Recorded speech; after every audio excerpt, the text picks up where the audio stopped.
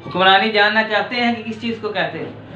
हुक्मरान किस अजीम शख्सियत का नाम होता है? हुक्मरानी करना कैसा होता है? और फिर इस्लाम का हुक्मरान होना कैसा होता है, जानना चाहते? हुक्मरानी देखनी है तो सैयदना अबू बकर सिद्दीक रज़ी अल्लाह ताला अन्हु जैसी हुक्मरानी देखनी है। हुक्मरानी देखनी है तो सैयदना उमर फारूक जैसी हुक्मरानी देखनी है। हुक्मरानी देखनी है तो सैयदना उस्मान गनी जैसी हुक्मरानी देखनी है। हुक्मरानी देखनी है तो सैयदना अली अल मुर्तज़ा करमुल्लाह वजहुल करीम जैसी हुक्मरानी देखनी है। हुक्मरानी पर एक मिसाल, एक कहानी, एक छोटा सा वाक़या आपको सुनाता हूँ कि एक सुल्तान कुतुबुद्दीन ऐबक, आप जानते होंगे, सुना होगा, बहुत ही मशहूर, बहुत ही बहादुर हुक्मरान रहे हैं इस्लाम के, मुसलमानों के बहुत ही मशहूर हुक्मरान रहे हैं सुल्तान कुतुबुद्दीन ऐबक। आप एक दफ़ा शिकार पर गए, शिकार कर रहे थे तो आपने तीर चलाए। जारी बात है, शिकार करते हैं, उस वक्त तीरों का दौर हुआ करता था, तीर चलाते थे। तो तीर चलाया तो तीर एक नौजवान को जाकर के लग गया, न जाने में, भूल में, आपको मालूम नहीं था। जब जाकर देखा तो वो तीर एक नौजवान को लगा हुआ था और नौजवान जमीन पर पड़ा तड़प रहा था, और देखते ही देखते कुछ ही लम्हात में वो नौजवान मर गया।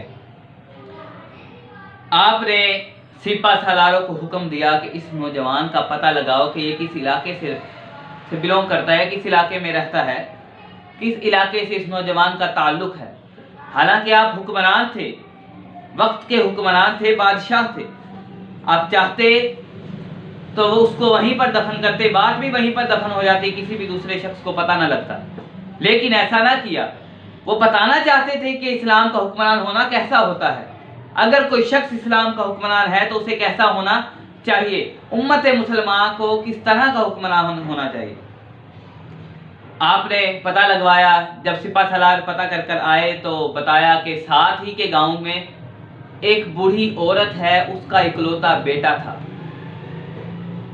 ये आता था, लकड़ियां जंगल से इकट्ठी करता, बेचता और उसी से अपना घर चलाता। जब आपको ये बात मालूम हुई, आप उस बूढ़ी औरत के पास गए, उसे बताया कि इस तरह से फलां फलां मेरी गलती की वजह से तुम्हारा जो बेटा है मर चुका है। तो वो औरत रोने लगी, रोते रोते बेहोश हो गई। आपने काजी को बुलाया और काजी को सारा जो माजरा था, वाकया बताया और अपने ही ऊपर मुकदमा चलाने का हुक्म दिया। हालांकि आप बादशाह हैं वक्त के, किसी की क्या मजाल के बादशाह को जाके पूछ ले। अब दौरे हाजा की बात कर लेते हैं कि आपके जो हुक्मरान रहे हैं, आप ही में से कोई जाके हाँ उन पर कोई मुकदमा चला सकता है, आप बेहतर जानते हैं। लेकिन वक्त के बादशाह होने के बावजूद काजी को खुद बुलाया और खुद ही अपने ऊपर मुकदमा चलाने का हुक्म दिया। काजी ने वैसा ही किया, मुकदमा चलाया। बूढ़ी औरत आई, उससे पूछा गया।